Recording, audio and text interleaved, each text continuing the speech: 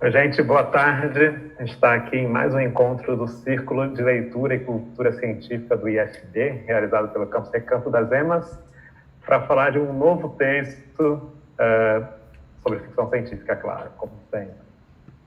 Estamos aqui, tradicionalmente, eu, Kaiser, professor de Biologia, o Bruno Targim, nosso professor de Literatura, Língua Portuguesa. Olá, Bruno, boa tarde. E temos um convidado especialíssimo hoje, que é o Cauê Zagueto. Boa tarde, Cauê.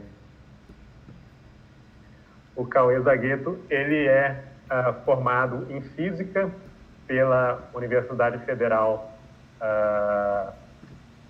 Fluminense, é isso? Se eu estiver errado... Universidade Federal Rural do Rio de Janeiro. Rural do Rio de Janeiro, confundi assim. E é doutor em Engenharia Mecatrônica com ênfase em Sistemas Biométricos pela UNB aqui de Brasília.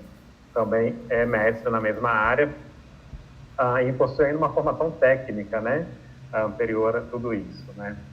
O que é bem legal, já que a gente está aqui no IFB, que é uma escola técnica. Eu também tenho uma formação técnica anterior. É legal ter a pessoa com esse background aqui.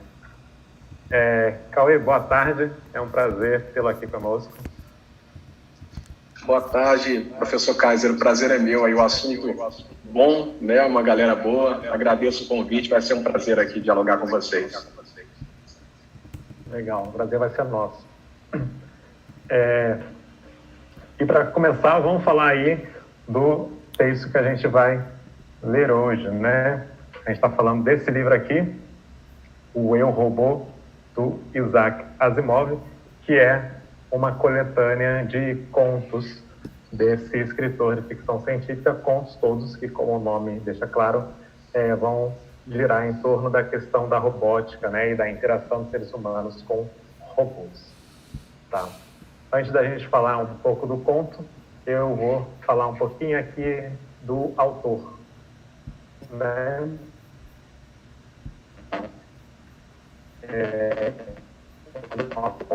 Quem vai falar chama A Razão, acho que, se não me engano, o terceiro ou quarto conto do livro, escrito pelo Isaac Asimov, né? Isaac Asimov, ele é considerado um dos três grandes da ficção científica do século XX, que contava, além dele, com Robert Heinlein e o Arthur C. Clarke. Robert Heinlein ainda não tive a oportunidade de ler, mas espero ler para a gente poder falar sobre ele aqui. E o Arthur C. Clarke, acho que a gente nunca falou dele aqui também, né, Bruno? Mas eu já tive a oportunidade de lê-lo bastante. Escritor do 2001, Odisseia no Espaço, Encontros com Rama, em Fim da Infância. Então, só para vocês verem quem eram considerados, né, no mesmo nível do Asimov ali no século XX. Além de escrever sobre ficção científica, Asimov escrevia sobre fantasia, mistério, também não ficção, textos de não ficção. No total de livros escritos e editados por ele, foram mais de 500 volumes ao longo da sua vida. Ele foi um escritor nascido na Rússia, mas na época República Soviética Russa, em 1920, e emigrou aos 3 anos para os Estados Unidos, tanto que ele nunca aprendeu a falar russo, mas ele falava inglês e Yiddish, porque a família dele era judia, né? Nos Estados Unidos, ele se formou na Universidade de Columbia, tendo um PhD em bioquímica. De alguns trabalhos dele, que a gente vai lembrar aqui, olha, ele publicou numa revista de contos de ficção científica o conto Liar, em 41, que é a primeira aparição da Susan Calvin, uma personagem que vai aparecer em vários outros contos e livros dele, né? Principalmente esses que envolvem robôs, né? Ele é autor da trilogia Fundação, tem aqui um livrinho do primeiro volume, que começou a ser escrito em 1951 e teve, depois da trilogia, ainda várias sequências, né? Finalizando em 1993 a última publicação da série da Fundação, portanto, já a última publicação póstuma, né? Já que o Asimov faleceu em 92.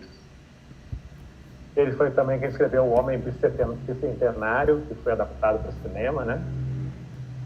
E escreveu essa coletânea Eu, Robô, em 1950. E também temos um filme do Eu, Robô aí com Will Smith, feito para o cinema, que eu assisti aqui essa semana, né? E, bom, não tem muito a ver, ele pega o mundo, né? A adaptação cinematográfica pega o mundo do livro e cria uma trama própria ali, que não existe no livro. Tem uma ou duas cenas, vamos dizer assim, também, da coletânea O Robô, que eles conseguem adaptar para o roteiro cinematográfico. Uma bem interessante, para quem conhece a coletânea, é quando o personagem do Will Smith está no galpão procurando o robô, e todos os robôs só conseguem responder que o robô que ele está procurando é um de nós, que é no conto em que essa cena aparece, é um recurso bem interessante para resolver o problema. Mas, infelizmente, as semelhanças terminam aí.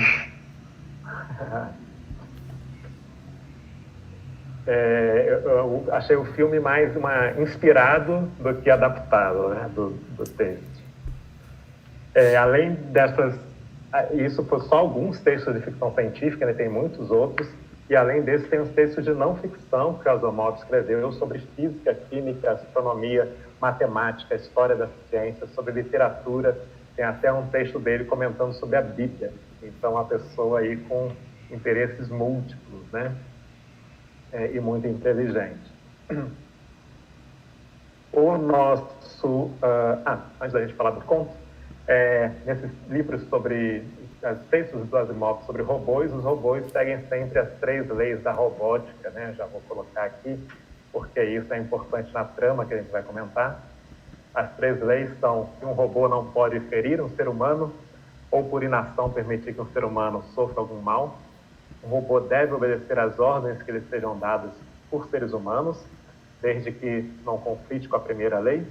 E a terceira lei é que um robô deve proteger sua própria existência, desde que não conflite nem com a primeira, nem com a segunda lei. Então, tem uma hierarquia das leis aí, né? E falando, então, do nosso conto do livro, né? O Eu, Robô, do Asimov. Nesse conto, A Razão, a gente encontra 2 personagens que são recorrentes no livro, que é o Gregory Powell e o Michael Donovan, e parece ser ali uma dupla encarregada de testar novos modelos de robôs em campo, né? Tem outros contos que ele aparece fazendo a mesma coisa. E nesse conto eles estão numa estação espacial em órbita do Sol, que essa estação funciona para retirar a energia solar e enviar como feixe de energia concentrado para a Terra, como uma forma de extrair energia solar, né?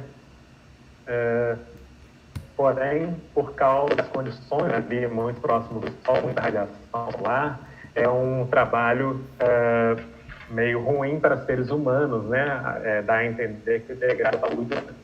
E então começaram a substituir os trabalhadores por robôs autônomos que realizam trabalho sozinhos, a ponto de a estação necessitar só de 2 seres humanos para gerenciar tudo. E o conto começa justamente quando esses 2 personagens, o Paulo e o Donovan, estão no novo robô, e tem o objetivo de substituir até esses 2 humanos que cuidam ali da estação, para a estação ser totalmente robotizada e fazer seu trabalho sem necessidade de nenhum ser humano, né?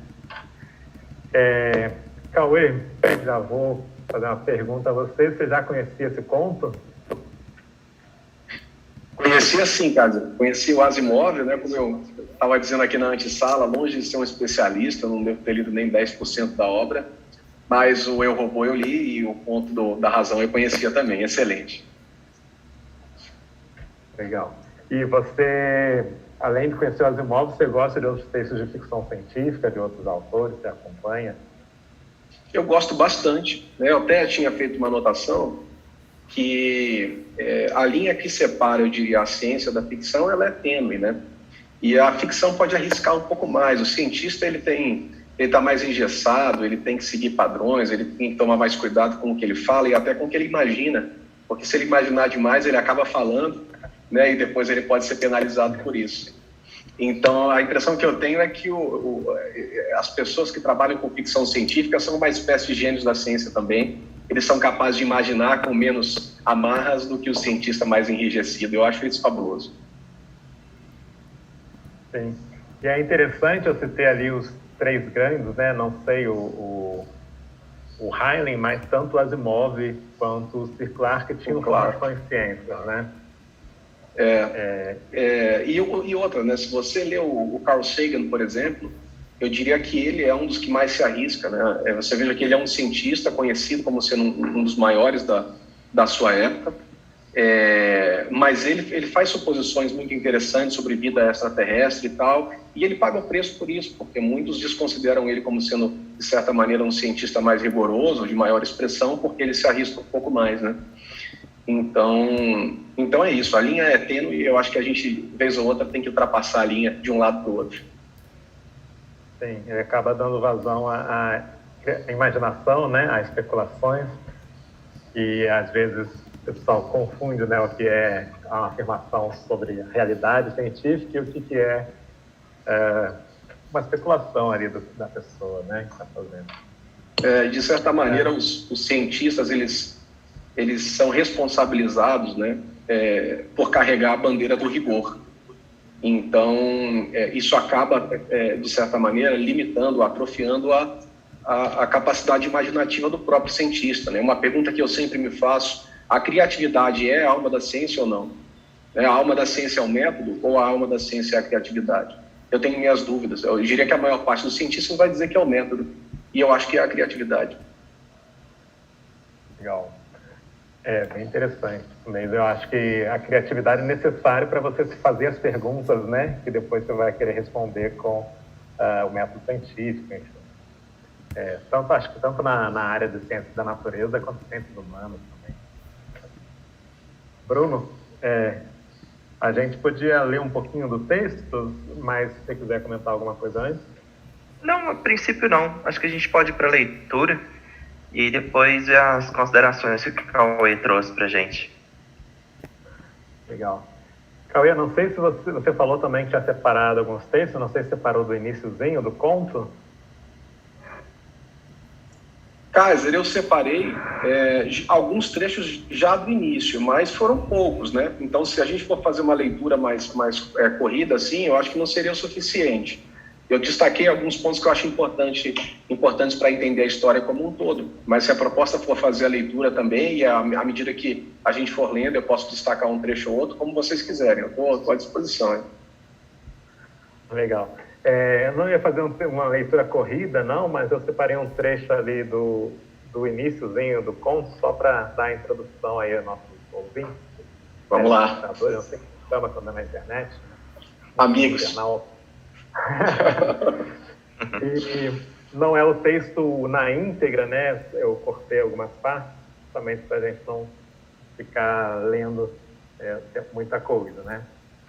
Que a ideia também é estimular o pessoal a fazer a sua própria leitura, né?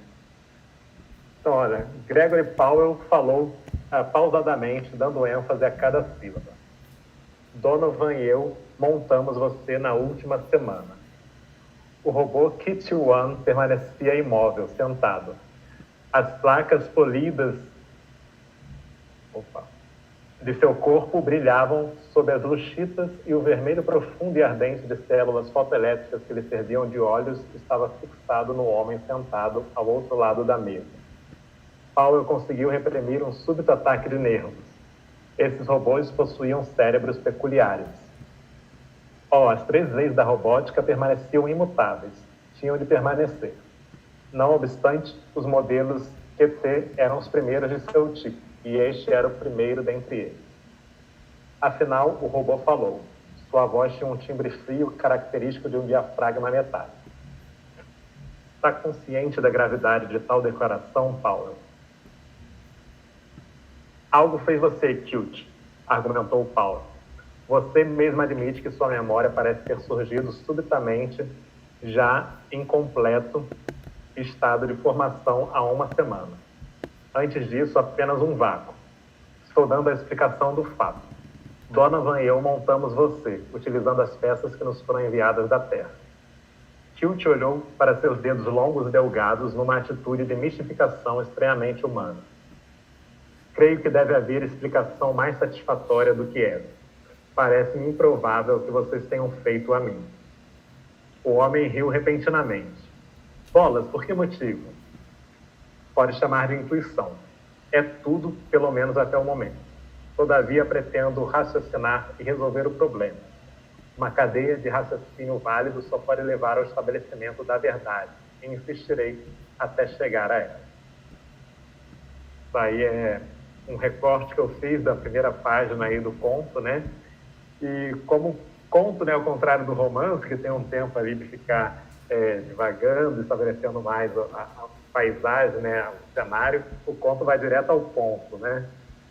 E já na primeiras 2 páginas ele chega nessa questão que é um robô, novo modelo, né, mais inteligente, mais moderno, que depois de montado ele não acredita que foi criado pelos seres humanos, né? Antes da gente falar direto desse ponto, queria fazer uma pergunta ao Cauê, também ao Bruno, né? Se você, que eu fiquei lendo e me ocorreu isso, né? Se vocês se decepcionam hoje com a tecnologia humana, porque esse conto foi escrito lá em 1950, né? Faz 70 anos, e o Asimov imaginava que a essa altura a gente teria colonizado o sistema solar, teríamos robôs autônomos para fazer nosso trabalho, viajaríamos aí pelo espaço, e a gente não tem nada disso ainda, né? Ou tem, Cauê, que conhece mais sobre a área aí da robótica, você pode nos falar. Uma pergunta e tanto, né? Antes de responder a tua pergunta, Kaiser, só dizer que é impressionante o camarada ter escrito isso em 1950. Parece que o ponto, a razão, é de 1941. Embora a coletânea tenha sido editada em 1950, imagine, em 1941 nem computador existia, cara. E em 1950, salvo engano, o Alan Turing publica aquele famoso paper chamado The Imitation Game, né, o jogo da imitação, em que ele considera a hipótese de haver uma máquina inteligente, né, uma máquina que pensa. E esse artigo, e aí ali ele define o chamado teste de Turing, que seria um teste que uma máquina deveria passar para provar que é inteligente. Até hoje, na ciência, ele é levado muito a sério, ele é utilizado em diversas pesquisas aí, né, e considerado uma proposta fantástica. E veja, em 1950, mas isso que o Asimov escreveu foi em 1941. Então, a impressão que dá é que ele foi ao futuro, beliscou um fragmento do futuro e trouxe, né, para o presente. É a impressão que eu tenho. Quanto à minha decepção, se eu estou decepcionado, eu acho que não. Eu acho que ele extrapolou coisas possíveis, né? Então, eu posso extrapolar ainda mais, né? E aí o homem vai viajar para múltiplas galáxias e ele vai poder duplicar, vai ter um homem duplicado. Enfim, a imaginação, depois que você parte do ponto inicial, olha, é possível criar um robô inteligente. Isso aí flui até o infinito, o cara pode ficar divagando ali. Então, o que eu acho que ele fez foi extrapolar conceitos muito interessantes, de máquinas inteligentes, de robôs humanoides, né, de viagem ao espaço. Então, no momento em que ele foi capaz de imaginar uma estação espacial, ele extrapola isso e imagina a gente governando o universo, né? Então, a extrapolação não me incomoda, e eu também acho que a gente não vai chegar no nível da extrapolação nunca. Por outro lado, acho que se o Asimov estivesse vivo hoje, ele estaria impressionado com as coisas que temos, né? Então, quando você imagina o poder da comunicação humana agora, a internet, né, fluxo de dados, dispositivos de armazenamento, armazenar informação na época dele era imagina, os caras guardavam em papel, em caderno, entendeu? Em estantes.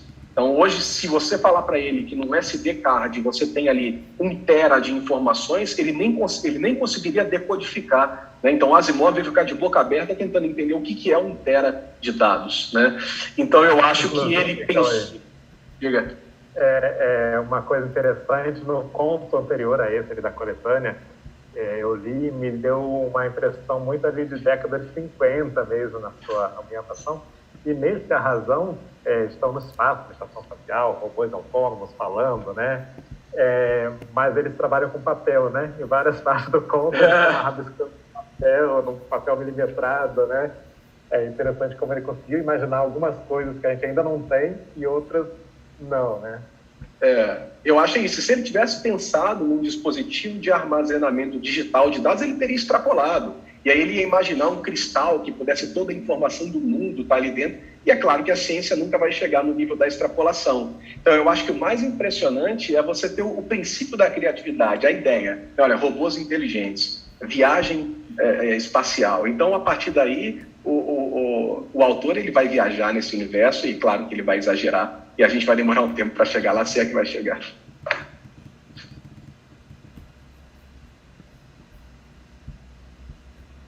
Bruno, e você, meu querido? Você ficou decepcionado ou não com a ciência que temos hoje, né? Quando eu era criança, nasci lá na década de 80, eu lembro que ali nos meus 9, 8 anos eu ficava fazendo desenho de todos os planetas no papel, né? Eu tinha uma sala comprida em casa, fazia todos os planetas, botava em ordem, Mercúrio, Vênus, né? Ainda imaginava que seres que habitariam lá, e imaginava que a gente ia estar, naquela época, né? Quando eu era criança, imaginava que quando eu fosse adulto eu ia estar indo lá para a Lua, passar umas férias, né? Nada disso. Você achava isso também, Bruno? Na verdade, não. Minha nerdice não estava tanto em viagens interplanetárias, assim. Eu acho que eu curtia mais no estilo Júlio Verne, desbravando as profundezas dos mares, da Terra, assim, não tanto viagens intergalácticas. E acho que eu não estou decepcionado, não. Eu estou aliviado, porque se robôs igual dos contos do Asimov ou de outros que a gente trabalhou aqui já fosse uma realidade possível, a gente ia ter muita dor de cabeça. O próprio Kilt aí do conto, né? Ele dá uma dor de cabeça, assim, sem precedentes para os dois analistas robóticos aí. A gente talvez ainda fale mais um pouquinho disso mais para frente. Mas entre ameaças tipo Skynet ou coisa do tipo, assim, eu fico aliviado que a gente não equiparou as previsões cataclísmicas aí da nossa ficção científica de algumas décadas atrás. Você torce para que nem alcance também. Alcance um pouco menos, assim, talvez. Tá certo. Cauê, você quer destacar algum ponto do conto aí para a gente comentar a seguir? Só um trechinho que acho que conversa com essa parte inicial que você trouxe, Kaiser. São duas coisas, né? O conceito de cérebro positrônico, né, que ele apresenta em diversos momentos do conto e também da obra dele como um todo. E veja que aí é um exercício da ficção, não é um exercício né, de alguma coisa ali com, eu diria que com embasamento científico. É a ficção pura. Parece que o positron era uma partícula que na época que o Asimov escreveu o conto, tinha acabado de ser descoberta, né? Então estava em evidência na ciência, ele deve ter lido, ele estava impressionado com aquilo. O positron ele é conhecido como antielétron, ou seja, é um elétron com a carga positiva e com as propriedades invertidas, spin e tal.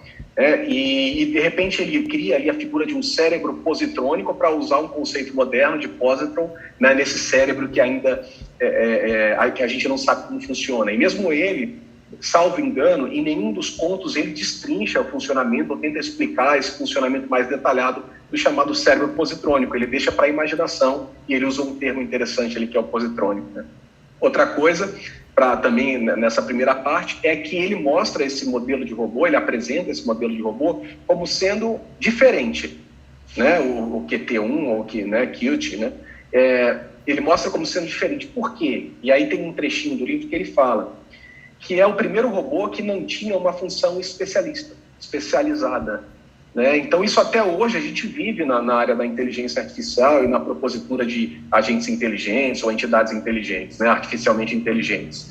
Toda vez, não vou dizer toda vez, mas é muito comum que a gente tenha um agente inteligente artificial para resolver uma classe de problemas específicos. Exemplo, é um robô que joga xadrez, né? Então o que ele faz é jogar xadrez, mas ele não dirige carro. E aí no carro da Tesla eu tenho um robô que dirige carro, mas ele não joga xadrez, né? Então, o que se destaca no Qt é que ele é o primeiro robô generalista, ou seja, ele não desenvolve nenhuma atividade específica, mas ele consegue entender e desenvolver diversas atividades.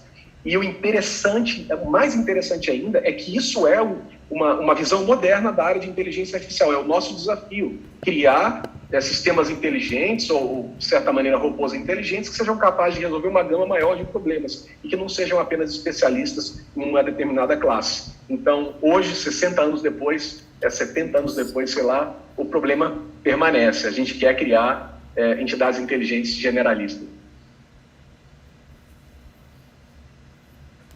Legal. Inclusive, você falou do cérebro positrônico, né? No início desse conto mesmo, ele fala ali que o personagem, né, está refletindo ali sobre ele, o personagem humano. Ele fala que qualquer que fosse o meio, eles dois se encontravam sempre diante de um inescrutável cérebro positrônico que os gênios manipuladores de réguas de cálculo afirmavam que deveriam funcionar assim ou assado, só que não funcionavam. Então, indo aí, nesse sentido que você falou, né? Ele nunca descreve muito bem como é que funciona o cérebro positrônico, dá a entender que os próprios personagens ali têm dificuldade de entender, né? Como é que funciona. Mas, Cauê, a gente tem hoje muitos robôs aí, digamos assim, não humanoides, né? Mas maquinário aí fazendo trabalho em fábricas, né? Esse trabalho bem especializado. Só que eles não são, digamos, que a gente pode chamar de autômato, né? Não tem uma inteligência artificial guiando eles ali, é só uma regra ali do que fazer a cada momento, né? O que falta para a gente ter, por exemplo, robôs autômatos trabalhando, por exemplo, fora do planeta, né? A gente tem um robozinho em Marte, eu não sei até que ponto ele tem autonomia para fazer as coisas, né? Tem uma inteligência artificial ali.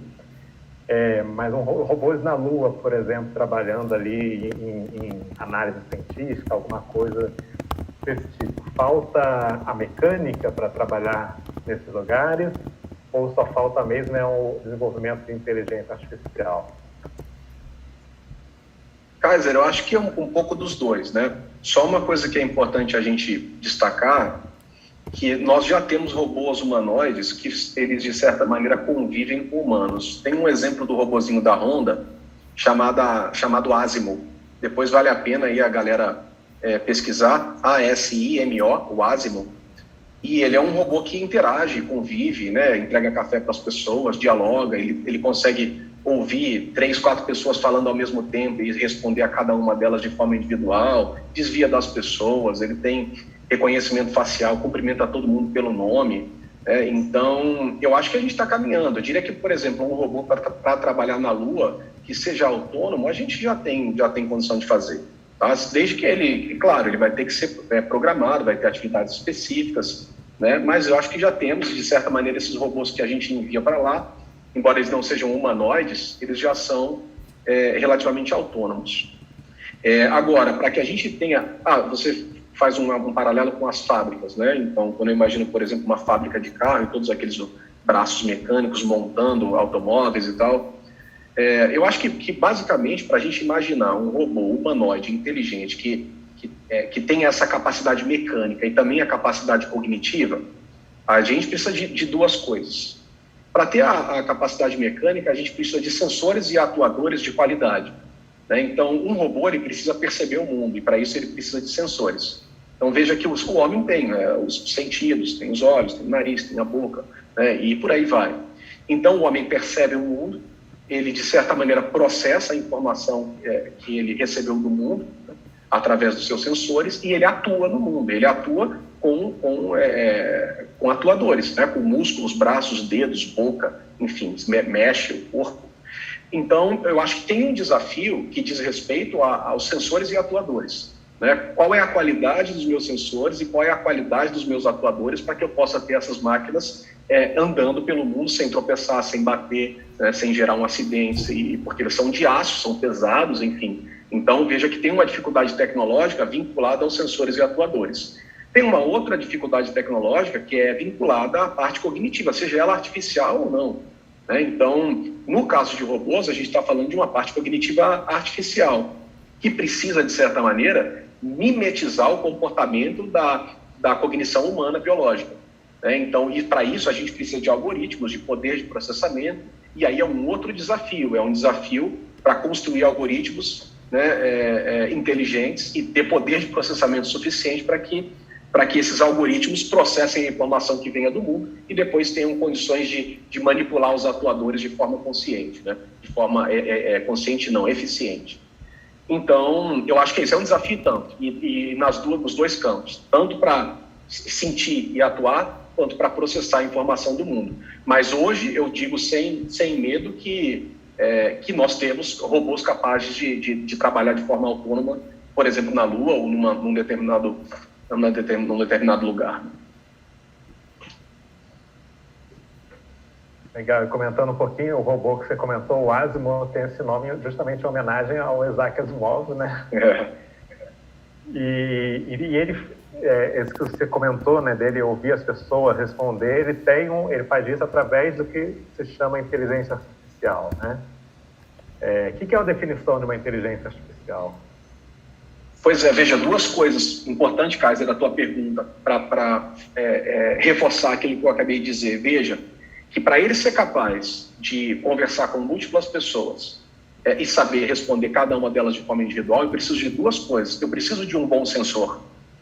Se eu não tiver um bom sensor, a informação chega para ele processar de forma toda distorcida, com ruído. E aí ele não vai conseguir, por melhor que seja o algoritmo, ele não consegue processar e distinguir de onde veio o som.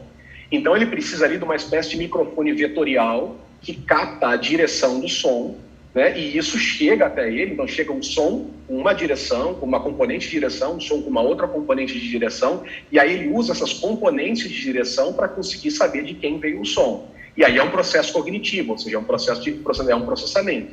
Mas o sensor, ele é tão importante quanto a parte cognitiva, né? Então, isso é importante. Você fez uma pergunta ligada a essa. Você pode repetir, Cássio? Eu esqueci. Sobre qual é a definição de inteligência artificial, isso, né? Pois é, isso aí é uma polêmica e tanto, né? Mesmo na área de IA, tem muita discussão sobre isso.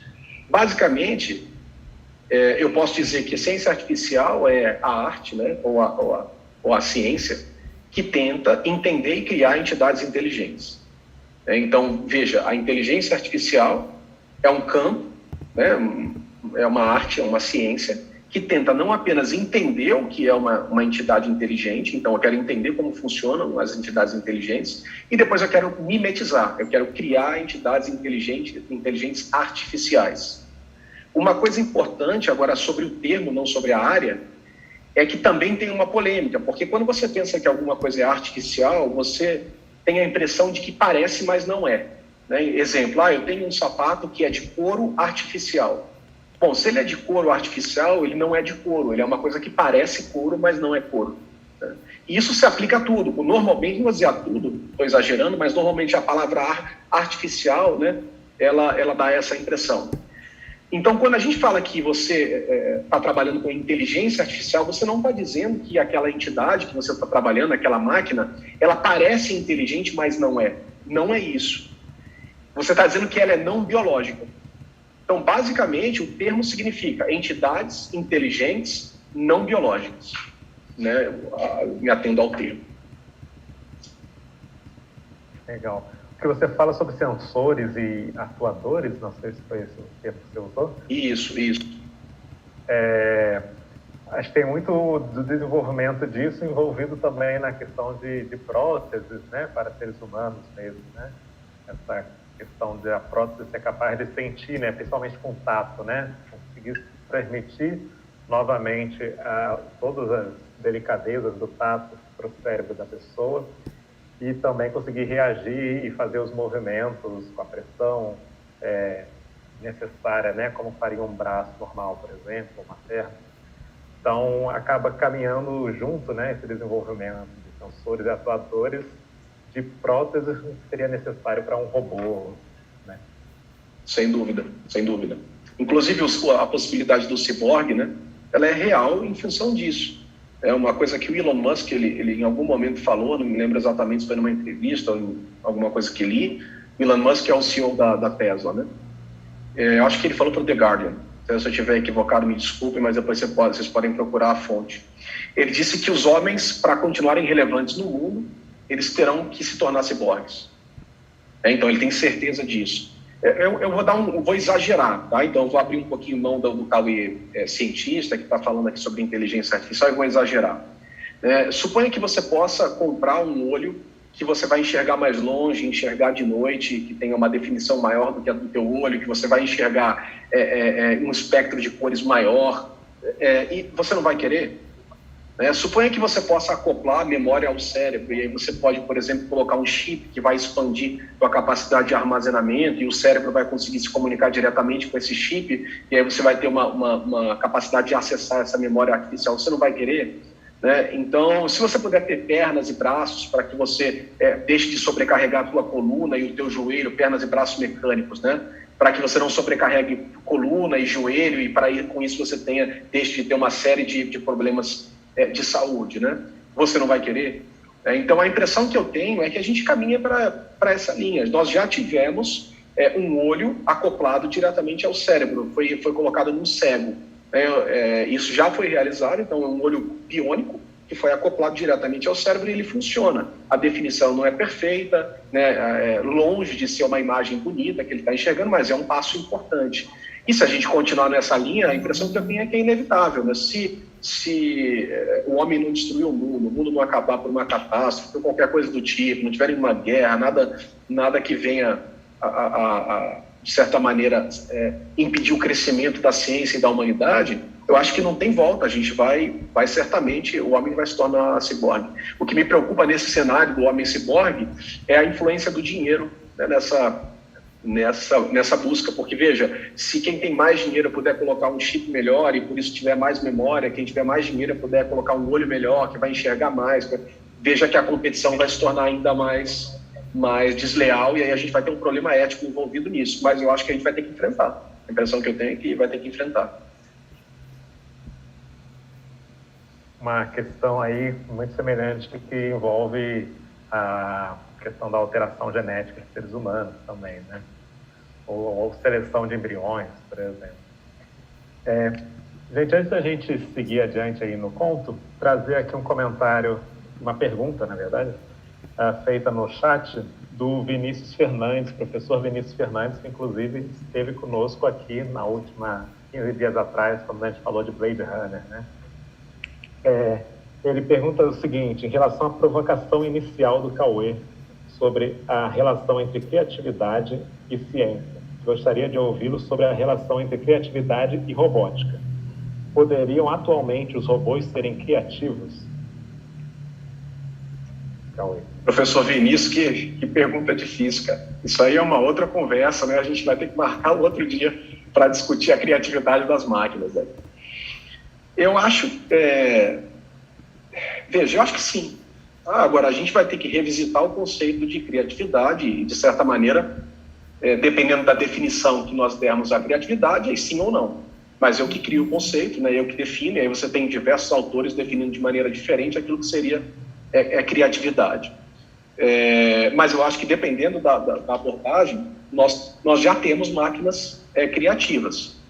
Uma outra provocação ainda maior, Vinícius, é o seguinte: refazer a pergunta do Alan Turing.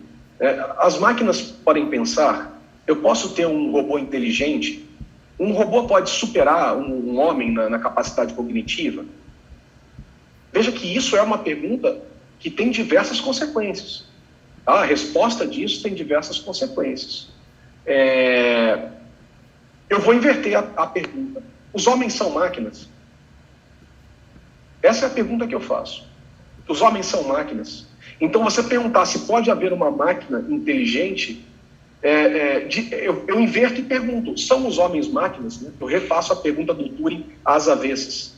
Porque se nós somos máquinas biológicas, não importa se é uma máquina biológica feita de carbono ou feita de silício. Para mim, o material que compõe a máquina pouco importa. Importa é a capacidade dela de interagir com o mundo e de se comportar de maneira inteligente. Então, eu acho que, no meu entendimento, os homens são máquinas. Ainda que eu não entenda completamente o mecanismo biológico de funcionamento do corpo, cognitivo, seja incapaz hoje de entender de forma perfeita o funcionamento do cérebro, eu não abro mão desse meu postulado, dessa é uma convicção que eu tenho. Os homens são máquinas. Então, se os homens são máquinas e podem ser criativos, é óbvio que as máquinas também podem ser criativas, ainda que hoje a gente não tenha atingido esse nível. Então, essa seria mais ou menos a minha argumentação para dizer que as máquinas podem sim ser criativas. Quando você diz máquina criativa, Cauê, que tipo de máquina você está falando? Com certeza não é o braço mecânico ali da fábrica de automóvel. Com certeza não. Eu posso dar um exemplo, né, de uma coisa que eu considero criatividade. Hoje você tem um algoritmo capaz de gerar faces de pessoas que não existem. Então, veja bem, você entra lá no site, a gente pode abrir aqui, você pode tentar compartilhar a tela rapidinho, se for o caso, e a gente pede para ele gerar 1 milhão de faces. E ele gera pessoas bonitas, com olhos diversos, com diversos cabelos, com barbas diferentes, e você olha e você vê uma pessoa, mas veja, ela não existe. Se você pedir para o Cauê desenhar um rosto humano, eu não dou conta, eu não tenho criatividade para isso. Sabe, eu não consigo. Então, um algoritmo capaz de desenhar não um, mas inúmeros rostos humanos, ele não é um algoritmo criativo? Então, é um exemplo, né, de situação em que eu considero que a máquina está sendo criativa. Enquanto você conduz aqui, faz uma outra pergunta, enfim, talvez o professor Vinícius tenha se manifestado, eu tento abrir o site aqui para compartilhar com vocês. Perfeito. Acho que enquanto você faz isso, eu vou ler um outro trechinho do conto para a gente... Só não vou compartilhar aqui para não te atrapalhar. Então, pulei para um outro trecho do conto em que o personagem Paulo está tentando mostrar ao robô, convencê-lo de que ele foi criado por seres humanos. Então, o homem apertou o botão e um painel quadrado da parede afastou-se para o lado. A vidraça grossa e limpa revelou o espaço pontilhado de estrelas. Já vi isso através das vigias de observação da sala do motor, disse Cute, o robô. Eu sei, retrucou Powell. O que pensa que é isso? Exatamente o que parece.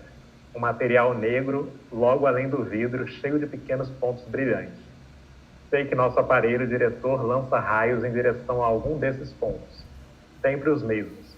E também que os pontos mudam de posição e os raios os acompanham. Isso é tudo. Muito bem. Agora quero que ouça com o maior cuidado, disse Powell. A escuridão é o vasto vácuo, que se prolonga infinitamente. Os pequenos pontos brilhantes são enormes massas de matéria carregada de energia. São globos, alguns deles com milhões de quilômetros de diâmetro. Para uma comparação, saiba que nossa estação tem apenas 1,5 km de comprimento. Parecem tão pequeninos porque estão incrivelmente afastados de nós. Os pontos para os quais nossos raios de energia estão dirigidos são muito menores e mais próximos. São duros e frios. Neles vivem seres humanos como eu, muitos bilhões deles. Donovan e eu viemos de um desses mundos. Nossos raios alimentam esses mundos com energia retirada de um dos grandes globos incandescentes, que se encontra perto de nós. Nós o chamamos de Sol, e ele se acha no outro lado da estação, onde você não o pode ver. O brilho vermelho dos olhos do robô fixou-se nele. Espera que eu acredite numa hipótese tão complicada e implausível como a que acaba de expor? Indagou Cute vagarosamente. O que pensa que eu sou? É um trecho que queria ler, a gente pode comentar, né? Comentar ele daqui a pouco, mas você está aí com o simulador de rostos? Estou aqui. Agora deixa eu aproveitar para te mostrar uma coisa. Está vendo bem a tela por aí, Kaiser? Perfeito. Veja que eu tinha destacado o trecho que você acabou de ler aí, tá vendo? Porque eu vou dizer pro Bruno, isso é muito pior que Júlio Verne. Isso é muito mais criativo, muito mais fantástico, sabe, do que o Júlio Verne. Então, se eu estivesse no lugar do robô e não tivesse a memória, né, eu diria que isso é um conto, é uma fantasia, uma loucura, né, muito maior do que a viagem ao centro da Terra. Então, o posicionamento do robô, que era racional e que não tinha a memória, né, foi corretíssimo. Eu acho que foi um pensamento científico, inclusive. Então, eu destaquei esse trecho porque me encantei e coloquei aqui na minha anotação, falei assim, ó, imaginação pura, Se eu estou lá e alguém me conta essa história, eu acho que é fruto da mais fabulosa ficção humana. Ok, mas deixa eu compartilhar aqui com vocês duas coisas, né? Veja que interessante, né? Essas pessoas não existem.com. Então, utiliza a inteligência artificial para gerar uma quantidade infinita, né? Sem fim, de rostos falsos. Então, tá aí. Se você falar para mim que, em alguma medida, criar um rosto como esse não é ser criativo, eu preciso também redefinir meu conceito de criatividade. Né? Para mim, isso é ser criativo, sim. Agora, é aquilo, aí tem que ter uma discussão e um aprofundamento sobre o conceito. Na minha concepção, uma pessoa, uma entidade não criativa não cria isso aí. Eu não dou conta. Agora, uma outra coisa, aproveitando aqui a oportunidade de compartilhar a tela, que eu acho que, em alguma medida, é um misto de criatividade com inteligência. Eu queria apresentar para vocês, ver se vocês também não acham fantástico isso daqui. Isso é um trechinho do livro do 21 lições para o século XXI, do Yuval Noah Harari. Eu não sei se vocês conhecem, mas ele tem 3 livros publicados, né? O Sapiens, o Homo Deus e o 21 lições para o século XXI. E esse é um trechinho. Acho o Harari um autor muito interessante. Eu acho que ele se arrisca e eu gosto disso, né? Porque ele é um doutor formado em Oxford, um historiador, mas ele abriu mão daquela bandeira do rigor e da certeza absoluta para tocar um pouquinho do futuro e para tentar ter alguns insights inteligentes. Por isso, eu acho que vale a pena. E acho que ele faz com algum cuidado, tá? Embora eu não concorde com tudo que está escrito, eu acho que ele faz com algum cuidado. Então, fica aí a sugestão de leitura. Mas eu queria ler com vocês esse trechinho, porque tem a ver com o que a gente está falando e eu acho fantástico. E me assusta e me encanta. Vamos lá. Em 7 de dezembro de 2017, um marco crucial foi atingido, não quando um computador derrotou um humano no xadrez. E isso não era novidade. Mas quando o programa AlphaZero, da Google, derrotou o programa Stockfish 8, ou seja, uma competição entre computadores, entre robôs. Stockfish 8 foi o computador campeão mundial de xadrez em 2016. Tinha acesso a séculos de experiência humana acumulada no xadrez, bem como a décadas de experiências de computadores. Era capaz de calcular 70 milhões de posições por segundo. Esse, o que perdeu. Agora, o que ganhou? Em contraste, AlphaZero calculava apenas 80 mil posições por segundo. E seus criadores humanos jamais lhe ensinaram estratégias de xadrez, nem mesmo aberturas ordinárias. Em vez disso, AlphaZero jogava contra si mesmo, utilizando os mais recentes princípios de autoaprendizado de máquina. Não obstante, em 100 partidas contra o Stockfish 8, o AlphaZero venceu 28 e empatou 72. Não perdeu nenhuma. Como o AlphaZero não tinha aprendido nada de qualquer humano, muitos dos movimentos e estratégias vencedores pareciam não convencionais, aí o meu parênteses, criativos, aos olhos humanos. Agora podem ser considerados criativos, se não simplesmente geniais. Dá para imaginar quanto tempo o AlphaZero levou para aprender xadrez do zero, preparar-se para o jogo contra o Stockfish e desenvolver os seus instintos de gênio? 4 horas. Não é um erro de digitação. Durante séculos, o xadrez foi considerado uma das glórias supremas da inteligência humana. O AlphaZero passou da ignorância total à maestria criativa em 4 horas, sem a ajuda de qualquer orientação humana. Então, eu acho que isso é um misto de criatividade e inteligência. Não conhecia essa história, sensacional. Quer dizer, então, sem que nada fosse ensinado a ele, aprendeu sozinho pela, digamos, uma tentativa e erro ali em alta velocidade. E erro contra si. Nós temos hoje, tem uma coisa chamada as redes neurais adversariais generativas. É um campo específico da inteligência artificial em que você tem 2 entidades inteligentes. Quando eu falo entidades inteligentes, não são humanoides, não são algoritmos, é software. Nós temos 2 entidades inteligentes, que são uma espécie de redes neurais artificiais, que competem uma contra a outra. Uma tenta enganar a outra e a outra tenta perceber que essa está tentando enganá-la. Nessa luta, as 2 evoluem de forma progressiva e aprendem de forma autônoma, sem a necessidade de nenhuma orientação humana. Alguns pesquisadores dizem que essa é a ideia mais genial do século XXI e dá às máquinas exatamente essa capacidade de aprender por si. Eu acho que é um novo paradigma aí na inteligência artificial e um novo paradigma para a humanidade mesmo. O homem sempre teve orgulho do xadrez, por exemplo, porque era, de certa maneira, um sinônimo da manifestação da inteligência humana. E hoje você assumir que você não tem nenhuma chance de um homem ganhar, não há nenhuma chance de um homem ganhar de um computador, e que o computador, por não ter aprendido com o homem, não tem as limitações que o homem tem, e por isso joga de maneira muito mais surpreendente, criativa, né, e genial, isso para mim, assim, um rompimento de paradigmas sem precedentes. É muito interessante, eu acho muito legal o termo que você usou, né, das redes neurais, que uma tenta enganar a outra e descobrir se está sendo enganado. Você falou que as duas evoluem a partir disso, que é um termo muito a ver com a biologia, e justamente quando a gente fala em teoria da evolução, a gente fala das espécies evoluindo ao competir uma com as outras, né, pela sobrevivência, no caso. E é interessante. Não posso deixar de falar. Não, diga, por favor.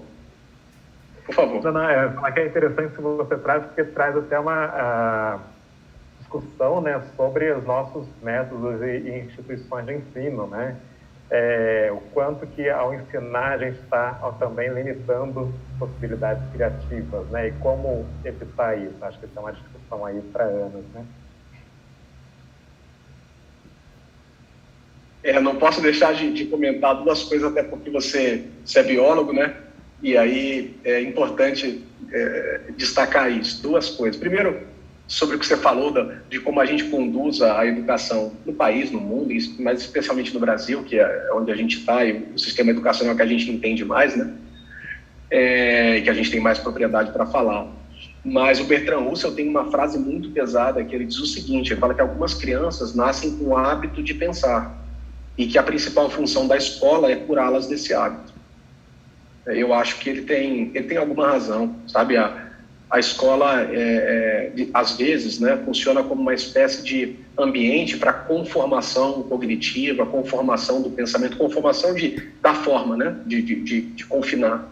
Então, para a conformação das personalidades, conformação do pensamento, e isso, de certa maneira, tira dos jovens ou das crianças aquela intuição infantil tão bonita, aquela criatividade tão ingênua que faz sempre as melhores perguntas, né? Sem dúvida, acho que o sistema educacional como um todo precisa ser revisto, e eu tenho certeza que o nosso modelo de ensino está em crise. O problema é que o modelo está em crise e a gente não tem um novo modelo. Esse é o problema, e é por isso que você tem uma crise. Se você tem um modelo ultrapassado e você tem uma nova proposta de modelo que resolve o problema da sociedade, você não tem crise. O problema é que o nosso modelo está ultrapassado e a gente não tem ainda um novo modelo.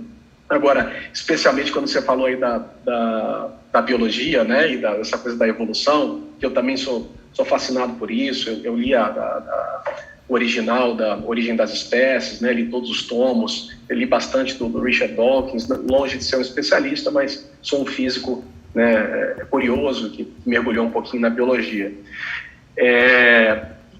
A inteligência artificial tem toda uma área dentro dela chamada sistemas bioinspirados. O que a gente faz nessa área chamada sistemas bioinspirados? A gente observa a natureza e tenta mimetizar comportamentos inteligentes da natureza, né? Então, desde, por exemplo, eu vejo como se comporta um cardume de peixes, né? Ou eu vejo como se comportam as abelhas dentro de uma colmeia, e eu fico observando aquilo ali e tento depois implementar algoritmos baseados naquele comportamento biológico para resolver os meus problemas, né, na área da computação. A gente chama isso de sistemas bioinspirados. É uma das áreas que eu acho mais bonitas aí da inteligência artificial. As próprias redes neurais, elas são inspiradas no funcionamento do neurônio, né? Então, eu crio um neurônio artificial a partir do meu entendimento de funcionamento de um neurônio biológico. Então, não deixa de ser um sistema bioinspirado também. As redes neurais também estariam aí nesses sistemas bioinspirados. Então, a busca aí pela criação de melhores inteligências artificiais tem tudo a ver com entender inteligências naturais, né? Não só humanas, de outros animais também. Sim, agora é interessante, para não deixar de destacar, né, Kaiser, que o impressionante da natureza é que você tem um conjunto de coisas simples que, trabalhando de forma conjunta, tem um comportamento complexo. Então, um exemplo, você tem um cardume de peixes. Cada peixe individualmente ele é simples, mas quando eles se juntam, eles têm o que a gente chama de comportamento emergente, ou seja, surge um padrão complexo de comportamento a partir de um conjunto de elementos simples. Um outro exemplo disso é o neurônio. Se você perguntar para um neurocientista o funcionamento de um neurônio, ele vai se esforçar para te explicar. Se eu perguntar para ti, né, que é um biólogo, olha, Kaiser, me explique como funciona um neurônio, você vai explicar. Mas o impressionante não é como funciona um neurônio, é que quando eu junto bilhões desses neurônios, surge um comportamento complexo, emergente, né, embora o funcionamento de cada uma das partículas que compõem esse sistema seja simples. Então é isso que a gente fica, de certa maneira, admirando na natureza, o comportamento coletivo de substâncias ou elementos simples. A gente podia comentar aquele trecho que a gente deu ainda agora, né, que você tinha marcado aí também, que nele o robô, que é o Kit One, que ele chama de Qt, ele se recusa a acreditar na explicação que os humanos dão a ele, né, de que ele foi criado por humanos, né, montado a partir de peças pré-fabricadas, que ele está numa estação espacial. Ele se recusa a acreditar até que existe espaço, estrelas, planetas, que existem outros seres humanos. Não acredita em nada disso. O que aconteceu com ele? Ele é burro? Foi mal programado? O que está acontecendo? Ele é inteligente demais, cara. Ele é inteligente demais. Você usou a palavra que justifica tudo. Você falou acredita. Veja que você a todo momento falou, ele não acredita aqui, ele não acredita aqui, ele não acredita aqui. Ainda bem, certo? Porque quando você acredita, deixa de ser ciência, deixa de ser razão, deixa de ser a busca pela verdade. E aí você pode acreditar nas mais variadas coisas. E, de certa maneira, é o homem acreditar sem critérios que leva ele à destruição, por exemplo, a matar em nome de uma divindade, porque ele acredita. Então, o comportamento dele é um comportamento cético. E, em algum momento, acho que o Donovan comenta isso. Ele fala assim, olha, o outro, o Paul, fala assim, esse robô é um estúpido, essa lata de aço e tal. Ele falou, não, ele não é um estúpido, ele é um cético. Então, o que ele está fazendo, no fundo, é raciocinando. E ele não quer acreditar em um conjunto de premissas ali, ou de postulados que o Powell e o Donovan estão tentando injetar, né, dentro da cabeça dele. Ele não vai aceitar isso. Ele precisa chegar à conclusão trilhando um caminho, um raciocínio lógico.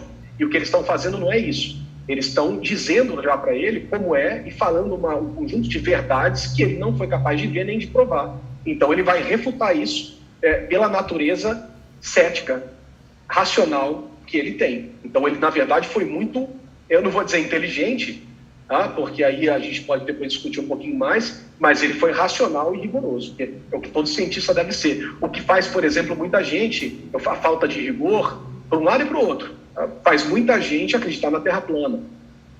Veja que eu acho interessantíssima a discussão sobre a Terra plana, interessantíssimo. Me incomoda quem quer ganhar dinheiro com isso, quem usa a ignorância humana para para parecer erudito ou para ludibriar. Isso me incomoda sobremaneira, ainda mais quando o camarada é um cientista, e a gente tem alguns cientistas aí, né, falando de Terra plana e defendendo essa ideia. Isso me incomoda muito. Mas o movimento Terra plana, como um movimento, uma espécie de anarquia científica, para dizer, olha, você, cidadão comum, nunca provou, nunca viu, não tem argumentos, e os fatos que você diz que são fatos, na verdade, foram introjetados dentro de você porque algum professor ou alguma de certa maneira, sumidade científica disse para você que é assim. Me comprove que a Terra é de fato esférica, né? E aí a pessoa comum não tem argumentos, exceto o argumento de que mais o meu professor de física disse. Então, esse movimento de você criticar, inclusive, o formato do planeta que você vive, para mim é um movimento interessantíssimo para despertar nas pessoas o ceticismo. Mas veja, por que eu digo que esse movimento tem dois lados? Se for como um movimento anárquico para despertar o ceticismo e para fazer as pessoas buscarem mais ciência, eu acho fantástico. Mas as pessoas, elas acreditam no modelo plano, mesmo ele tendo uma série de fragilidades, da mesma maneira que outros acreditam no modelo esférico. Então, se o que ele fizesse fosse apenas criticar o modelo plano, o modelo esférico, estaria perfeito. Mas ele defende e ele passa a ter uma série de dogmas e pressupostos ali do modelo planificado, né? Do que é o mesmo erro que quem acredita no modelo esférico faz, né? Então, eu acho interessantíssima a colocação e posicionamento do robozinho. Sim, muito, muito interessante. Inclusive, até no conto, em outro trecho, os humanos falam para o robô, né? Não, vai ler os livros. Ele fala, eu já li todos os livros, né? Mas o livro não é para mim, é para vocês. Eu não vou aceitar uma verdade dada, também não vou aceitar autoridade, né? Eu quero um raciocínio lógico. E isso que você trouxe é muito interessante, esse dilema entre... a gente não quer, né, como professores, nós três somos professores aqui, a gente quer ensinar os alunos a pensar e a gente não quer que o aluno aceite falácias de autoridade, né? Vou acreditar porque essa é a autoridade. E ele falou assim, que é justamente você está falando sobre o modelo da Terra esférica, né? Mas como também a pessoa pode chegar ao conhecimento real, digamos assim, por si só, quando a gente está falando de questões tão complexas, né? Quer dizer, a pessoa vai ter que estudar física por conta própria, né? Ou em alguma instituição, mas física, astronomia, etc., para chegar à conclusão de que a Terra é esférica e para chegar à conclusão de que vacina funciona, vai ter que estudar também biologia, imunologia. Quer dizer, como se especializar tanto nessas áreas, né? É meio impossível para o ser humano, né? E como, já que você não pode se especializar em todas as áreas, né? Não seria especializar, mas se aprofundar em todas as áreas, como escapar do argumento da autoridade. Não sei se o Bruno está quietinho ali há muito tempo, né? Se ele não quer ir contribuir com essa parte, depois eu sigo. Eu acredito que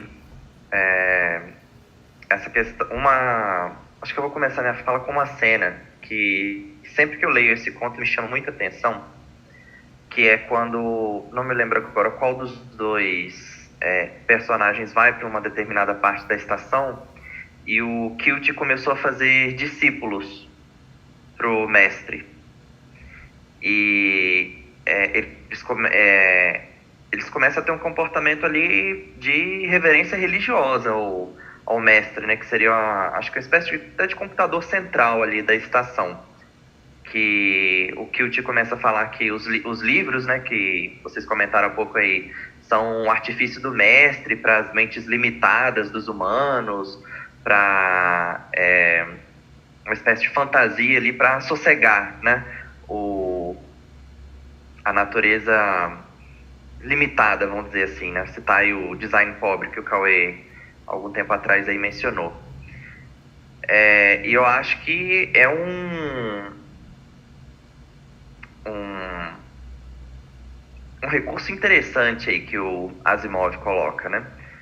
Chega a um determinado momento que parece que a gente realmente começa a se perguntar, assim, se você não conhece, né, a literatura do Asimov, se você não sabe onde isso vai dar, se é seu primeiro contato talvez aí com o Asimov, você começa realmente a se perguntar, mas espera lá, será que esses caras estão errados? Será que é o robô que está certo? Será que realmente esses seres humanos aí, né, eles são tão pouco e a realidade mesmo é o que esse robô está tentando passar para os personagens e de certa forma para a gente que é o leitor? E aí você começa a ver a extensão dessa inteligência aí, né, que o Cauê há pouco falou que o robô é inteligentíssimo, até que ponto vai essa capacidade de raciocínio do Quilt? Mesmo que, né, com o passar da leitura a gente veja que seja um raciocínio bem fixo, né? E isso talvez seja o ponto fraco do robô, que ele é extremamente inteligente, mas também transigente no raciocínio dele.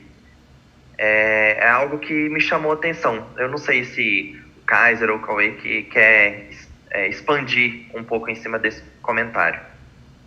Quero sim, Bruno. Eu vou abrir para o Kaiser ali, porque eu já estou falando demais, né? Mas, assim, eu quero e fico feliz que você tenha destacado isso, porque eu tenho considerações aí para a gente pensar junto aqui. Tá. Eu não ia falar sobre isso, deixar ficar o Cauê, mas eu separei um trechinho aqui que fala sobre essa visão que começa a se tornar religiosa. Aí não sei se leio agora ou se você quer fazer o seu comentário antes. Lê, Kaiser, que depois eu falo. Vou colocar aqui. Então, a gente está lá numa conversa, né, uma das muitas conversas entre o robô e os humanos ali, né? Tilt meneou a cabeça com ar grave. Muito bem, Donovan. Essa era exatamente a questão seguinte. Evidentemente, meu criador tem de ser mais poderoso que eu. Portanto, só existe uma única possibilidade. Os dois homens ficaram estarrecidos e Tilt prosseguiu. Qual é o centro de atividade aqui na estação? A quem todos nós servimos? O que absorve toda a nossa atenção? Donovan virou-se espantado para o companheiro. Aposto que esse maluco está falando no conversor de energia. O maluco de lata está falando no conversor de energia. Estou falando do mestre, foi a resposta áspera e fria. Em primeiro lugar, o mestre criou os seres humanos como o tipo mais primitivo e mais fácil de fazer. Gradativamente substituiu-os por robôs. Foi o passo seguinte. Finalmente criou a mim para tomar o lugar dos últimos seres humanos. De agora em diante, eu sirvo ao mestre. E, a partir desse ponto, ele começa a falar no mestre, né, que é esse conversor de energia da estação espacial. Ele começa a se referir a ele como mestre, e ele acaba convertendo, digamos assim, outros robôs menos sofisticados, de que eles têm que seguir esse mestre e não seres humanos, né? E os robôs começam a se referir ao próprio Tilt como o profeta do mestre, né? O Messias ali, né? E com citações até muito semelhantes quase idêntica, né? A do islamismo, né? Só existe um mestre e Tilt é seu profeta. Então se torna uma religião ali robótica, né? E que em determinado momento Tilt isola os dois humanos numa sala e fala: vocês não podem mais ir na sala de controle, na sala de máquinas, vocês são obsoletos, né? Como ele comenta nesse texto.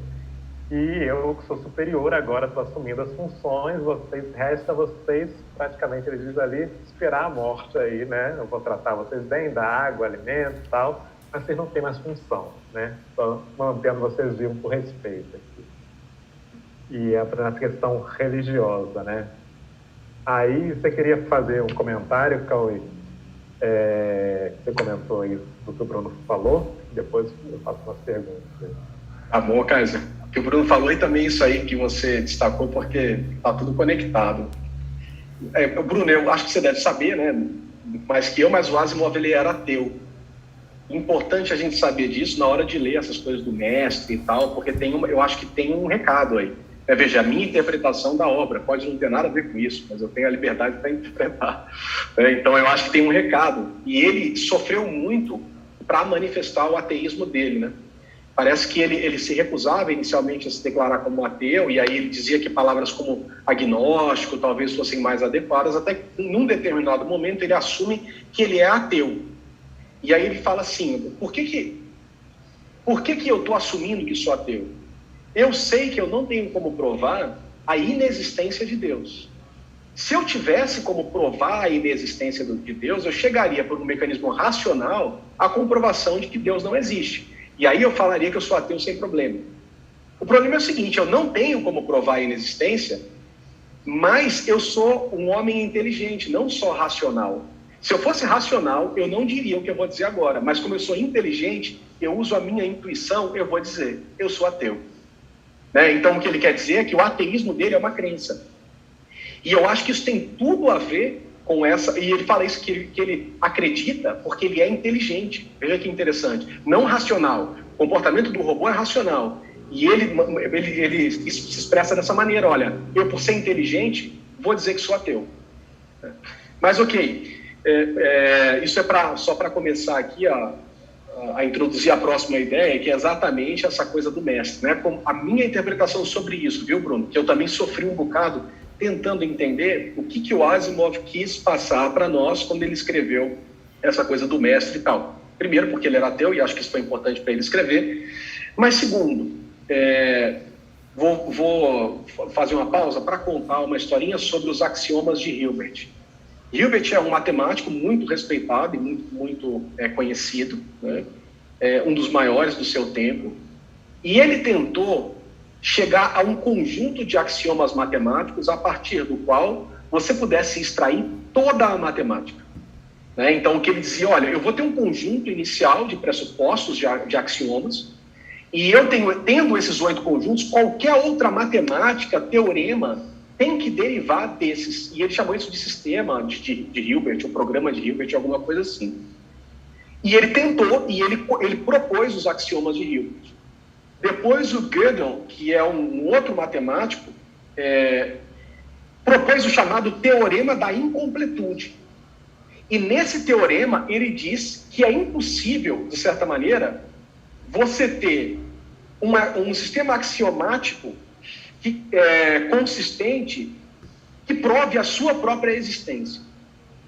Então, o que o Gödel provou com esse teorema da incompletude? Em algum momento, eu vou falar para leigo, viu? E abro mão do rigor. Em algum momento, você vai ter que acreditar em alguma coisa para construir o teu raciocínio lógico, mesmo que seja a matemática. Mesmo que seja os axiomas iniciais da matemática. Olha, esses axiomas não provam a si mesmo e nada prova esses axiomas. A partir deles, você pode construir uma série de conjecturas, mas essa base é uma crença. Então, o robô, como ele não tinha memória, ele precisava de alguma crença que justificasse o comportamento racional dele. Parece contraditório, mas não é. É como se fosse o axioma, o dogma dele, inicial. E aí, ele tinha dentro dele as 3 leis da robótica. Só que ele estava, de certa maneira, criando um argumento para não ferir as 3 leis, e esse argumento era o mestre. Então, quem criou as 3 leis e quem estava regendo todo o comportamento... Perdão, o que estava regendo todo o comportamento do Qt? As 3 leis. No fundo, ficou claro no ponto que tudo o que ele estava fazendo era para salvar os homens que ali estavam e os homens do planeta. Porque ele era o mais competente para guiar o feixe lá de energia para manter o equilíbrio térmico no planeta. Então, respeitando a primeira lei, ele precisava quebrar o diálogo com aqueles humanos, trancafiar eles lá na sala, ignorar a existência deles. Fica quieto aí, vocês não sabem. Vocês são um bando de matéria orgânica limitada, com design pobre, não tem condição de interagir comigo. Ele começa a ser intransigente, e para justificar esse comportamento, ele tem o mestre. Mas, no fundo, o mestre é um postulado, um axioma que ele precisa para poder construir toda a cadeia de raciocínio lógico dele, que, no fundo, só o que ele queria era atender às 3 leis da robótica, que foi pensada pelo próprio homem, né? Foram pensadas pelo próprio homem. Então, essa foi a minha leitura ali e a impressão que eu tive, né? E me confortei com essa explicação para não acreditar em nada religioso, nem nada do tipo. A impressão que eu tive, olha, eu preciso de um axioma para partir, mesmo que seja para construir um raciocínio lógico gigantesco, eu vou precisar de um ponto de partida. É o mestre.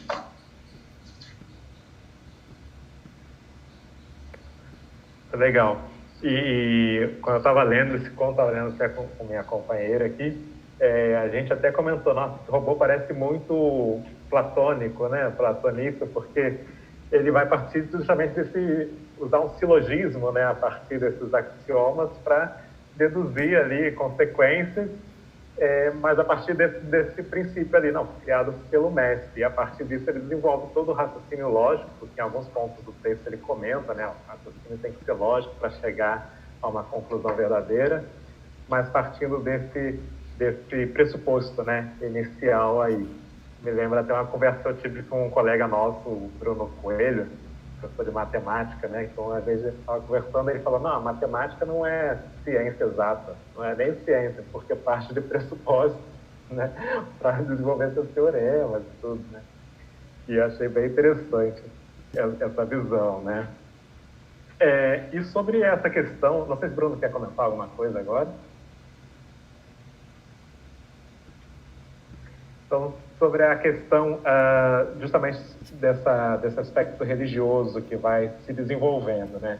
O Qt não só demonstra adoração religiosa. Em alguns pontos do texto, ele inclusive se ofende porque os humanos são desrespeitosos aí com o conversor de energia, e demonstra outros sentimentos, né, de tristeza, porque quando ele acha que os seres humanos vão morrer, na verdade estão querendo ir embora, né, raiva, impaciência. Se acha, exercitando aí a imaginação e a criatividade, você acha que um dia nós teremos robôs capazes de ter sentimentos de qualquer natureza, mesmo religiosos? E como se distinguiria isso? Como se distinguir o sentimento genuíno de regras pré-programadas de reação, se é que há diferença entre uma coisa e outra? Se é que há diferença.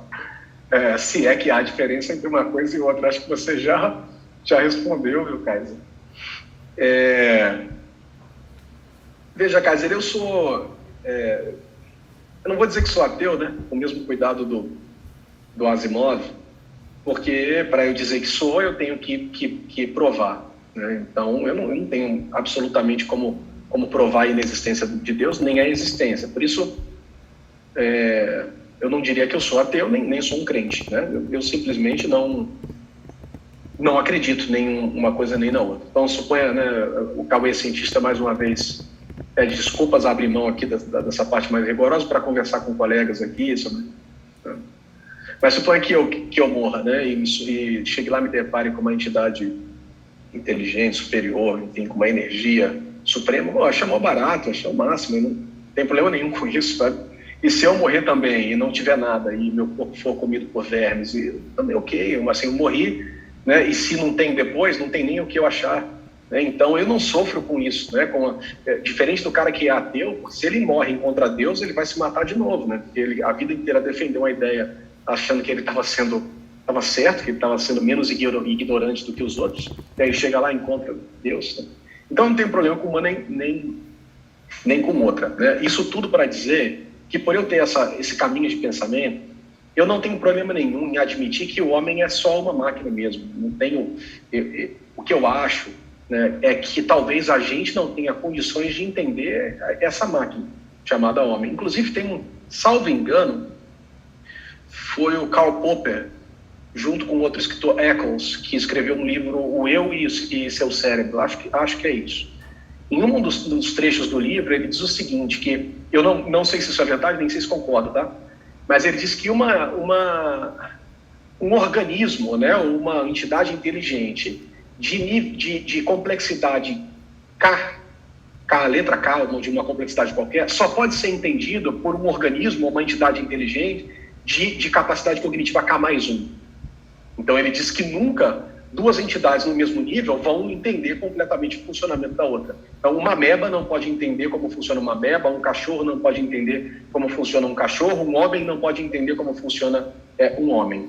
Tá? Eu não estou convencido de que isso é verdade, até porque a noção de complexidade é subjetiva. O que é ser mais complexo? Né? Tem mais neurônio, tem mais... Enfim, então o homem é mais inteligente que uma baleia, que um macaco. Como é que a gente vai discutir isso? Ou mais complexo? Né? Tem outras entidades no universo mais complexas do que nós, então não entraria nessa seara. Mas que é interessante, você imagina, olha, é um argumento razoável, né? Entidades do mesmo nível nunca vão entender completamente o funcionamento delas.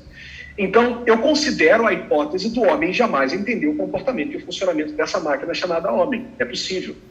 Mas é possível que entenda também, porque eu não estou convencido do argumento do Popper. Mas, para mim, é só uma máquina. Por mais, né, que a minha ignorância hoje me induza a pensar que há algo supramaterial, mágico, divino, nesse corpo, eu acho que é a minha ignorância falando. Como esse é uma espécie de axioma que eu tenho. E não é uma verdade. É a minha ignorância se manifestando. Quando eu olho para tempos do passado, em algum momento o homem já imaginou que tinha um deus da chuva. E que para chover ele tinha que fazer uma dança ao redor da fogueira. Ele já imaginou que tinha um deus do mar. E quando ele, para controlar as marés, ele orava, rezava para Poseidon. E aos poucos, com o esforço cognitivo, com o passar das épocas, né, com o esforço da ciência, a gente foi percebendo que toda essa vontade do homem a criar algo supramaterial, mágico, místico para justificar um fenômeno físico, material, no fruto era sinônimo da ignorância dele. E que à medida que ele foi evoluindo, ele percebeu que isso era só a ignorância dele falando e começou a entender e abrir mão de Poseidon, abriu mão do deus da chuva, do deus disso, do deus daquilo. Então eu acho que hoje a gente enfrenta um momento mais difícil, talvez o mais difícil, né? Para mim é o mais difícil, dessa história da ciência, que é o momento em que eu estou me criticando, tentando me entender e dizendo que eu não passo de um fenômeno puramente físico e material. E quando eu faço isso, isso me ofende, porque eu quero ser divino. O homem quer ser surpreendente. Ele quer dizer que há uma centelha espiritual, mágica, mística, que o diferencia de uma pedra, de um mato. Ele quer. Ele precisa disso até para justificar a vontade de continuar existindo. Então, só que eu acho, mais uma vez, que isso é ignorância nossa. E que em algum momento, ou a gente vai entender, ou a gente vai continuar sempre buscando, pelo menos eu vou sempre continuar buscando uma forma de me mimetizar, de entender e mimetizar o comportamento e funcionamento do homem. Então, respondendo a tua pergunta, né, depois dessa introdução, emoções são mecanismos lógicos que, nesse momento, para a cognição humana, estão no campo do intangível. Legal, Cauê. Vai se aproximando aqui do final da nossa live. Eu vou botar aqui uma pergunta do Matheus Rodrigues, que está acompanhando aqui pelo chat. Ele fala para o professor Cauê, não sei se é um dos seus alunos, Cauê. Ele fala que o senhor acredita que a inteligência artificial caminha para superar o homem na habilidade não só de aprender, mas também de ensinar melhor do que o homem, o ser humano, né? Existe algo sendo desenvolvido nessa área?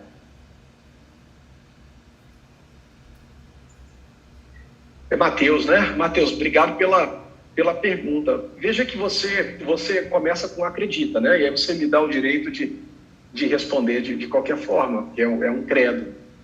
Então, se eu acredito, assim, eu acredito que isso é um caminho, não sei quanto tempo, eu não sei quando, mas eu acho que o homem não é a última espécie do planeta, e eu acho que talvez a próxima espécie não seja biológica, né? Quando a gente pensa em termos de evolução, tá? Aqui o biólogo, né? Eu acho que é muita pretensão. Se eu aceito que a evolução existe, é muita pretensão minha achar que eu sou a intenção última do universo e que tudo se acabou em mim. Necessariamente, se toda a evolução faz sentido, haverá um novo passo. Aí o Kaiser sabe melhor que eu, pode levar 1 milhão de anos, 300 milhões de anos, 20 milhões, ninguém sabe, porque é um processo de mutação relativamente aleatório, né? Claro que não é só aleatório, mas tem uma parcela de aleatoriedade aí. Então, e aí eu acho que é uma segunda pretensão achar que a próxima espécie necessariamente é biológica. Talvez não seja. Tá? Ele fez 2 perguntas. Qual era a segunda parte, Kaiser? Se as máquinas, a inteligência artificial, seria capaz de ensinar o homem, se existe algo sendo desenvolvido nesse sentido, né, nessa área. Existe alguma coisa, Matheus? Vou te dar um exemplo, depois você pode pesquisar um pouquinho mais, sobre uma coisa chamada adaptativo, né? Adaptive Learning. Então, são plataformas inteligentes que se adaptam e se personalizam em função do estudante.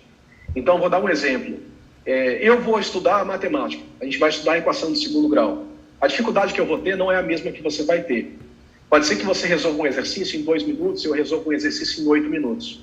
E aí eu vou ter um algoritmo por trás, olhando para tudo isso e percebendo, olha, o Cauê levou mais tempo do que o Matheus para resolver a equação de segundo grau. Então, para o Cauê, eu vou dar mais um exercício um pouco mais simples e um pouco mais complexo. E para o Matheus, eu já vou ensinar agora polinômios. E aí vai para a segunda etapa. Então, isso já acontece, né? Então, você tem plataformas que observam o comportamento do estudante, quanto tempo ele ficou em cada exercício, se ele acertou ou ele errou, e aí ele apresenta, por exemplo, vários vídeos, e a ordem que o usuário clica nesses vídeos também define uma espécie de predileção do usuário, ou seja, predileção do estudante, ele gostaria de estudar isso primeiro e aquilo depois. Então, ele começa a entender o comportamento do estudante e entregar conteúdo personalizado para esse estudante, de forma diferente daquilo que ele faz para um outro estudante. Claro que isso ainda é rudimentar, né? Quando você pensa, vai substituir um professor? Não, mas pode substituir uma plataforma EAD, por exemplo, assíncrona. Hoje nós temos aí o Coursera, né, Udemy, ou Udemy, tem um monte, beleza, você estuda lá, é o mesmo material para todo mundo, a mesma sequência didática para todos os estudantes. Então, isso já é um passo seguinte. Você vai entrar numa plataforma em que você vai ser acolhido por essa plataforma e ela vai se personalizar para você, criando uma trilha de aprendizagem ali específica que leva em consideração suas preferências e suas dificuldades. Isso é o que a gente chamou, que eu chamei no início de Adaptive Learning. Né? Qual vai ser o futuro disso, eu não sei, mas que o homem já começou a se preocupar e que nós já temos alguns sistemas incipientes aí trabalhando no assunto, nós temos. Eu acho que vai avançar bastante ainda. E aí eu vou fazer uma pergunta em cima disso. Você falou aí que não necessariamente vai deixar, né, nossos professores desempregados, mas uma tecnologia como essa poderia ser adaptada para o ensino nas escolas ou só o ensino remoto mesmo, né? Você acha que seria necessário para colocar isso numa escola? Eu acho que sim. Veja, Kaiser, o que a gente precisa para usar essas plataformas, no fundo, não é o ambiente remoto, é um ambiente digital. Então, eu imagino uma sala de aula em que as máquinas... Isso já acontece, né? Se você pegar países lá na Europa, enfim, eu também não sou especialista no assunto, mas já li alguns artigos mostrando ambientes de educação como esse. Um ambiente aberto, com computadores espalhados, com puff para o moleque ficar deitado, sabe? E você tem ali tablet, tem computador. E o aluno, ele vai estar usando fazendo os exercícios e interagindo com uma plataforma digital. O professor mediador, orientador, acompanhador, vai estar em sala. E ele vai ter uma dashboard na mão dele que mostra todos os estudantes, o que cada um está fazendo, quais os exercícios cada um já fez, em que parte do livro cada um está, né? E aí, baseado nessa dashboard, ele vai acionar cada estudante. Então, ele está percebendo que o Kaiser está há 10 minutos em um exercício que, em média, o estudante leva 2 minutos. Isso vai pipocar na tela do iPad dele ali, e ele vai lá do lado do menino, e aí, rapaz, como é que tá? Tudo bem? Então, esse exercício aí, quer um apoio? Qual é a tua dúvida? Né? Então, ele já vai de forma assertiva para atacar o ponto certo. Ele vai ter nessa dashboard ali o comportamento dos estudantes. Claro que isso também pressupõe uma autonomia dos estudantes, né? Então, o estudante tem que ser minimamente consciente, ele tem que estar comprometido com a educação dele. E a gente não adianta sonhar, imaginar um ambiente como esse semana que vem, né, lá no Rio de Janeiro, no pé de uma comunidade. De maneira nenhuma, né, querendo falar isso com preconceito, mas é porque eu trabalhei em pé de comunidade, eu sei como são as instalações físicas, né, e as condições dos professores. Né? Tem sala de aula sem teto que chove dentro da sala. Então, no Brasil, eu ter um ambiente como esse vai levar décadas. Tá? Se tiver, vai levar décadas. Mas, do ponto de vista da ideia, eu acho que isso já deve estar acontecendo em algum lugar e vai acontecer cada vez mais. Então, não seria necessariamente remoto, Kaiser, mas o uso de ferramentas e interação digital vai acontecer também presencialmente. E aí o professor vai fazer esse acompanhamento e uso dessas tecnologias da maneira como eu mencionei. Caio, você tem tempo para uma última pergunta aqui? Cauê, desculpa. Tem sim. Caio. Vamos lá. O Caio pergunta aqui, ele comentou aqui, a ideia de robô tomando decisões pela humanidade é bem difícil. Já evoluímos muito como pessoa, mas também cometemos muitos erros. No livro, o mundo se torna melhor entre muitos aspectos economicamente. Aí está se referindo ao livro como um todo, não só esse conto Sim. que a gente lê. Né? Mas a máquina, se não me engano, eliminou algumas pessoas que eram contra esse poder. Qual a sua opinião sobre? Nós estamos indo para o mesmo caminho nessa era de tecnologia? Ou seja, acho que a gente deve temer que os robôs tomem o controle? É complicado, né, Kaiser? Eu acho que a gente não precisa temer isso hoje, pensando nesse cenário mais destrutivo ou agressivo, né? Mas a gente já tem que temer em alguma medida. Vou dar um exemplo. Hoje, quando você vai no Google e consome alguma informação, ninguém passa da segunda página. Então, você vai lá, digita alguma coisa e você vai ler a primeira e a segunda página. Veja que você tem bilhões de artigos, sei lá, milhões de artigos, né, milhares de livros versando sobre o assunto, autores esquecidos, com um livro enfiado em uma biblioteca, né, com um pensamento talvez mais interessante, que você não vai ter acesso porque você tem um algoritmo de inteligência artificial que faz a busca baseada nos seus interesses e naquilo que está no top, né, que as pessoas estão buscando ali, achando que ele sabe o que você quer. Né? Então, se você... eu vou dar um outro exemplo, que eu diria que é singelo, mas em alguma medida é também um carro automático. Né? O carro automático decide quando vai passar a marcha, sabe? Um algoritmo decide quais são os livros que você vai ler. Você abre o Spotify e você escuta as músicas sugeridas para você.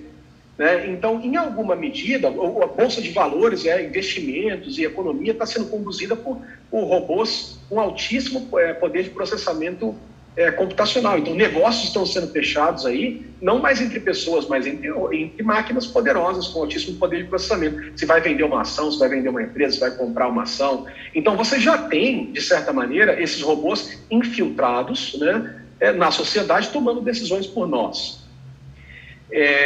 Ok, isso é um nível, isso já está acontecendo. Esse outro nível, em que o robô ameaça a minha integridade física e a minha existência, eu não vejo como uma possibilidade para o presente.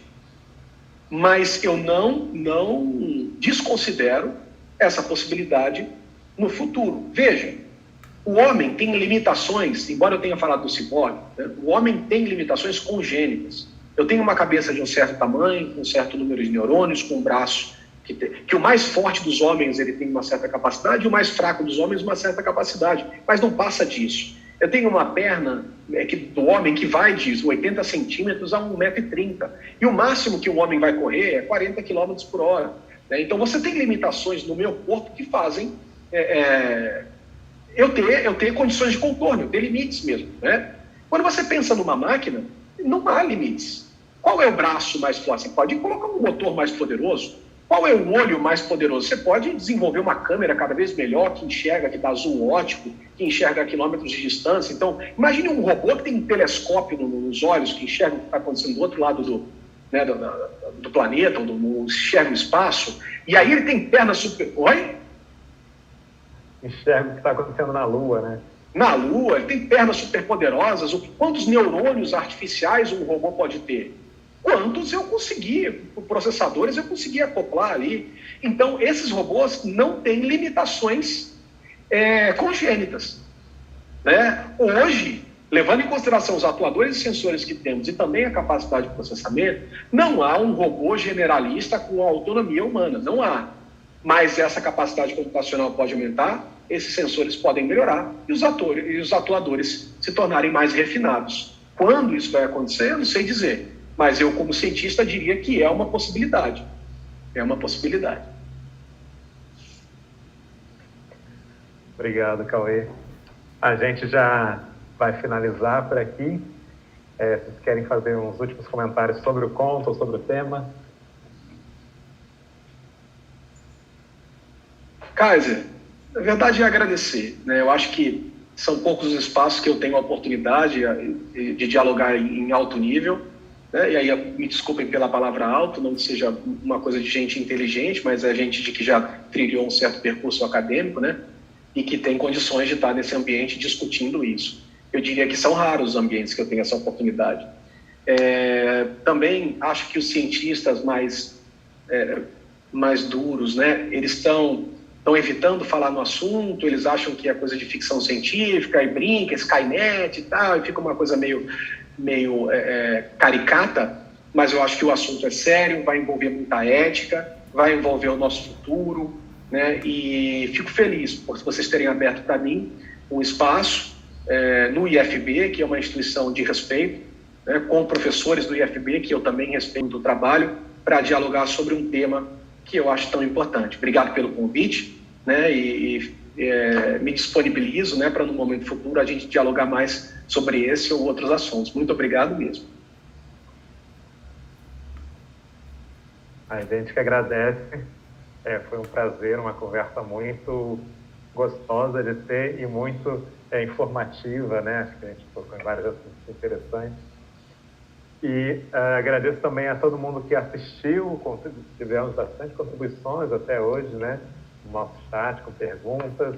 Agradeço a todo mundo que assistiu, todo mundo que vai assistir a gravação, né, nos próximos dias. Já agradeço ao Cauê, particularmente, por ter aceito o convite mais uma vez por aqui. E convidamos todos para assistir o nosso próximo encontro. Um abraço a todo mundo.